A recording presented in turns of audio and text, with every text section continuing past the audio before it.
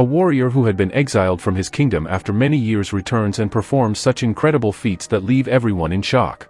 This thrilling story begins with a massive battle between the Roman Empire and its enemies. Among the opposing army, we see a warrior named Lucius leading his troops alongside his wife. The Roman soldiers greatly outnumber them, but Lucius has devised a brilliant strategy. He has trained his soldiers exceptionally well, which gives them an advantage in the battle. As the fight intensifies, many soldiers begin to lose their lives, and the Romans start to gain the upper hand. In fact, several Roman soldiers infiltrate enemy territory, causing massive destruction. Lucius himself comes under heavy attack, so he and his wife join the fight together. However, a Roman general named Marcus captures Lucius's wife. In a fit of rage, Marcus takes her life, leaving Lucius devastated.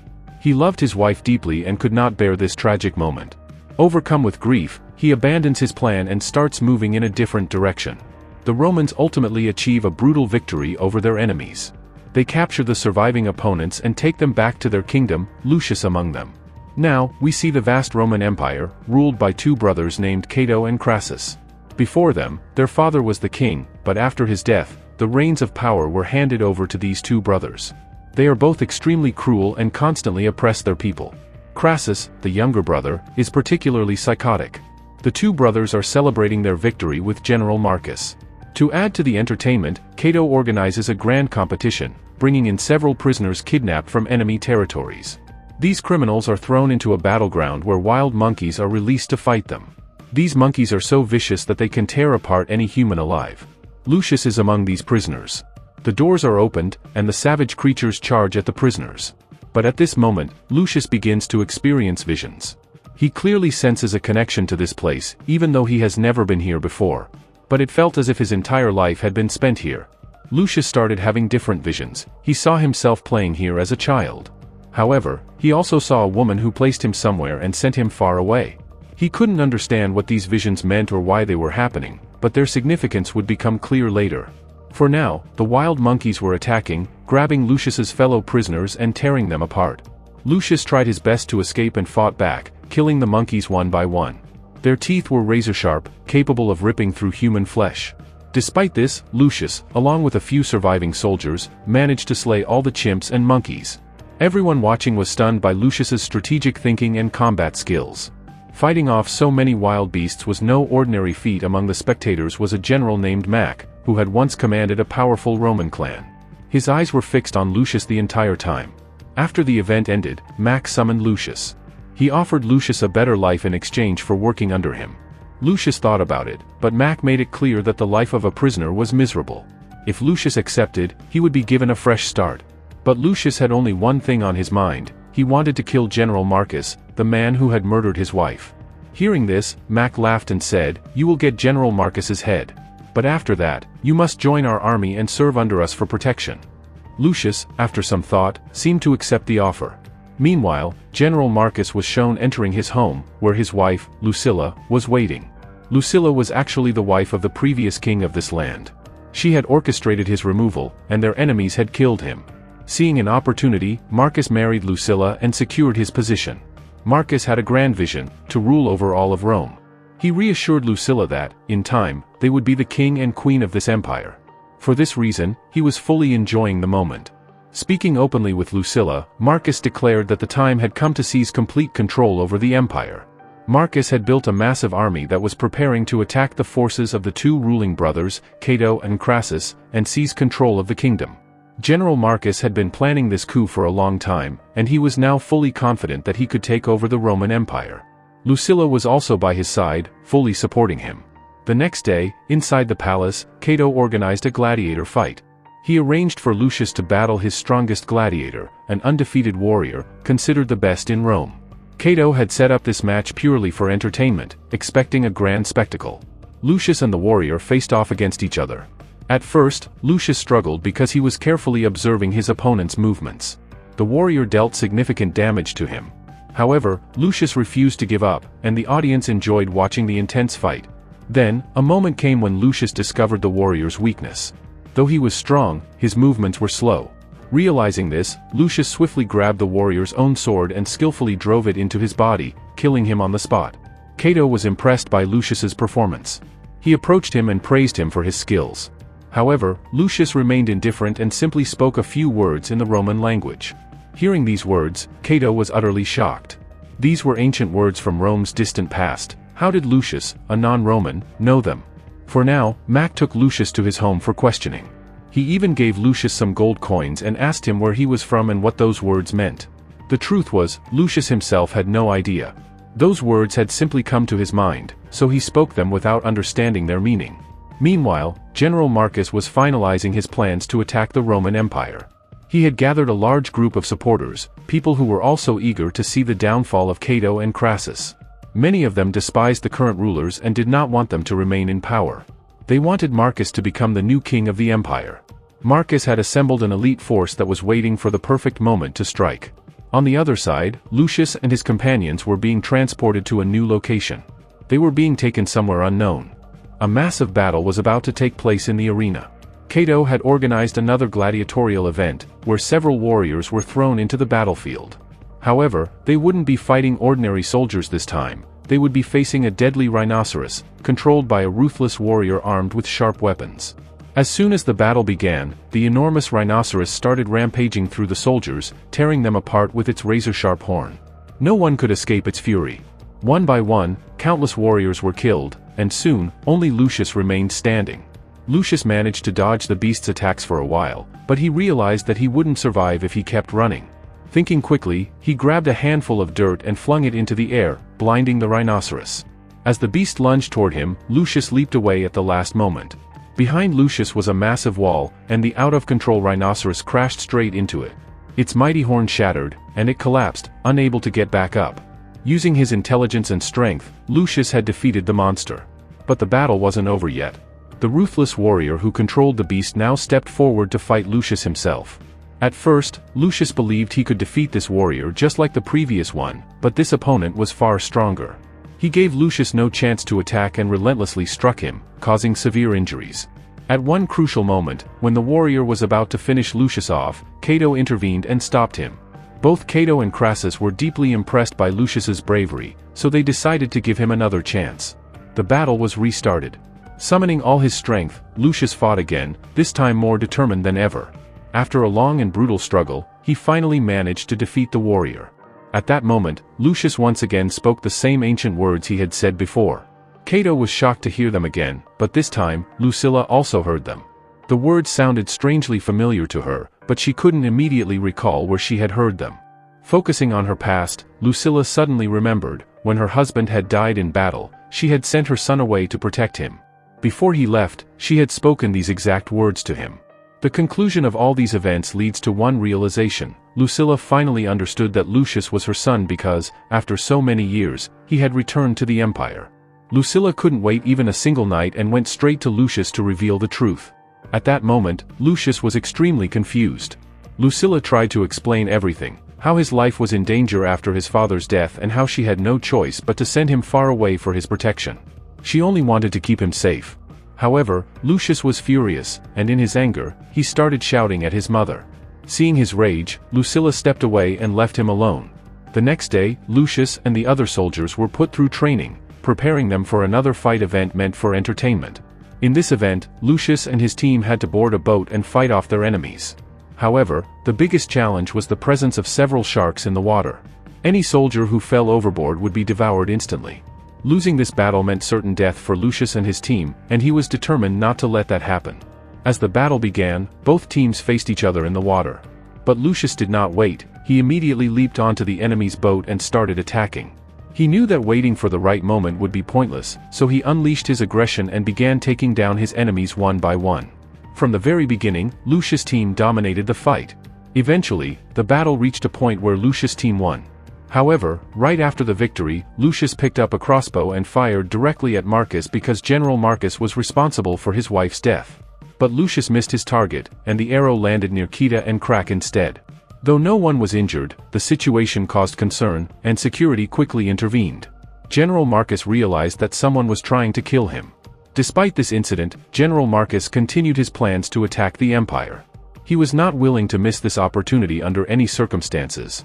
Meanwhile, Lucilla went to Marcus and revealed the shocking truth. Lucius was her son, which meant he was the rightful heir to the empire's throne. Upon hearing this, Marcus was filled with rage because he wanted to take over the empire himself.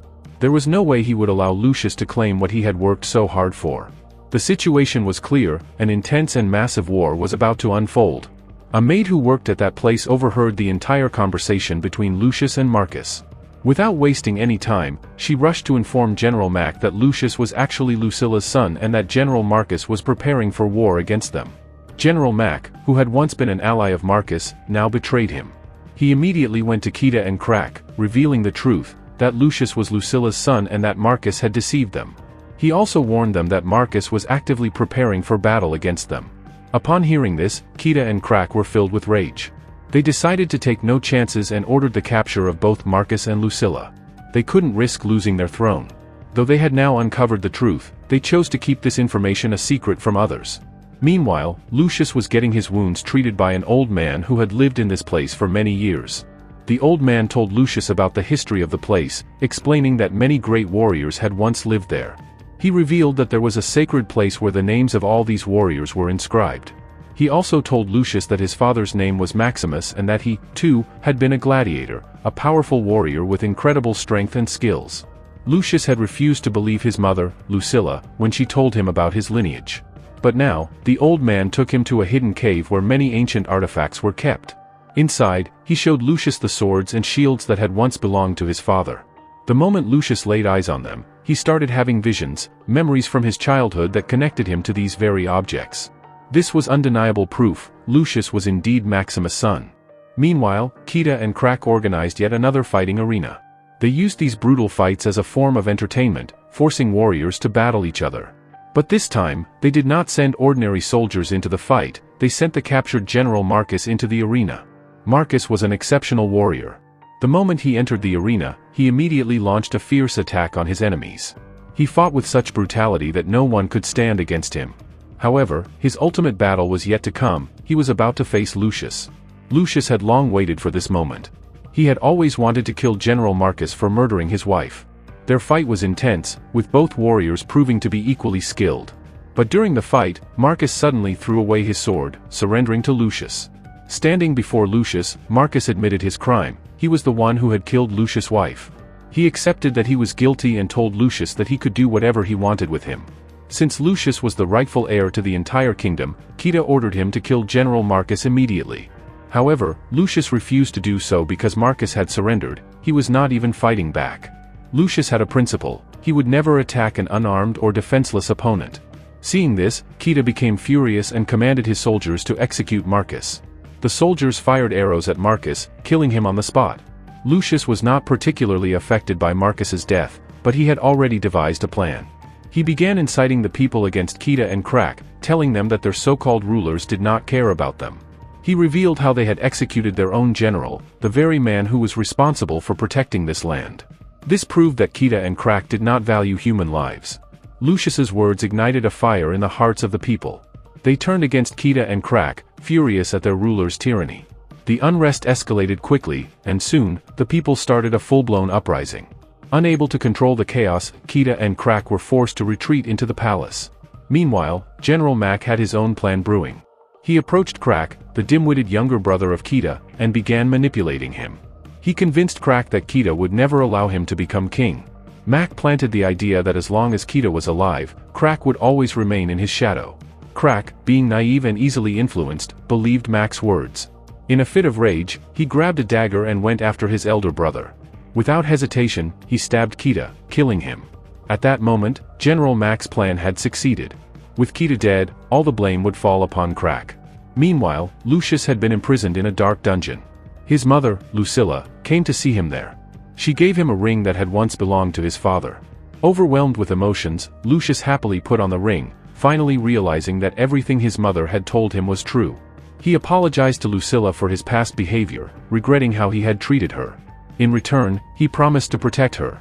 The mother and son embraced, resolving all their past misunderstandings. At the same time, Crack, now desperate to claim the throne, declared himself the new ruler. The palace officials agreed that, with Kita dead, Crack was the rightful successor. However, before any final decision could be made, General Mac entered the court. He exposed Crack by presenting Kita's severed head, proving that Crack had murdered his own brother in his hunger for power. Seeing this, the court officials refused to accept Crack as king. Everything had played out exactly as General Mack had planned. He had anticipated this outcome from the very beginning. Since there was no official ruler left, the court officials decided to appoint General Mack as the new king of the Roman Empire. Meanwhile, Lucius had fully understood Mack's deceitful schemes. Realizing he needed reinforcements, Lucius handed his ring to a trusted man and instructed him to travel south, where a massive army under General Fine was stationed. He told the man to show the ring to General Fine and convey that the rightful king of Rome, Lucius, had summoned them. The man, who now knew Lucius was Lucilla's son, immediately set out to fulfill his request. With absolute power in his hands, General Mack grew overconfident. He saw himself as the supreme ruler and, in his arrogance, invited Lucius and his allies to one final battle, an event designed for public entertainment. However, his true intention was to humiliate and eliminate Lucius once and for all. When guards arrived at Lucius's prison cell to take him to the battle arena, they were caught off guard. Lucius was already prepared. He overpowered the guards and escaped with the help of his allies. Together, they fought their way out of the prison, heading straight toward General Fine, who was ready to assist them in an attack against Mack's army. Soon, General Mack received news of Lucius's escape and his alliance with General Fine. He was shocked and furious. In a fit of rage, he immediately executed Crack, fearing that he might become an obstacle in the future. As time passed, Lucius, now leading a formidable army alongside General Fine, marched toward the Roman capital. Sensing the imminent battle, General Mack deployed his own troops, determined to keep the empire under his control. Both armies faced off, preparing for an epic war. However, according to ancient Roman tradition, before the full battle commenced, the leaders of both sides, Lucius and General Mack, had to engage in a one-on-one duel. The winner would determine the fate of the empire, as the victorious side would take control of the opposing army. Lucius and General Mack clashed in an intense sword fight. Their battle was ferocious, with both warriors delivering powerful blows. Lucius, though skilled, was gradually being overpowered by Mack, who was stronger and more ruthless. Their fight led them into the waters of a nearby river, where Mack relentlessly attacked Lucius, giving him no chance to retaliate. At one point, it seemed certain that Lucius would die. Just as Mack prepared for a finishing blow with his sword, Lucius instinctively raised his father's shield, which he had been wearing. The powerful strike was deflected, saving his life. At that moment, amidst the chaos, Lucius heard a voice, his mother, Lucilla, calling out to him, shouting his name. At that very moment, Lucius was filled with energy and immediately got up to fight General Mack. He had his father's sword with him, and using it, he slit General Mack's throat. This meant that General Mack was now dead. Seeing this, all the soldiers of the Roman Empire surrendered. Lucius then addressed everyone, sharing his father's vision, that Rome should become a great empire where everyone could live with pride, and no one should suffer from any kind of shortage. Seeing Lucius's noble thoughts, everyone unanimously declared him their king. They all accepted that Lucius was the rightful ruler. Finally, Lucius took control of the Roman Empire and strived to make it the best. And with that, our story comes to an end.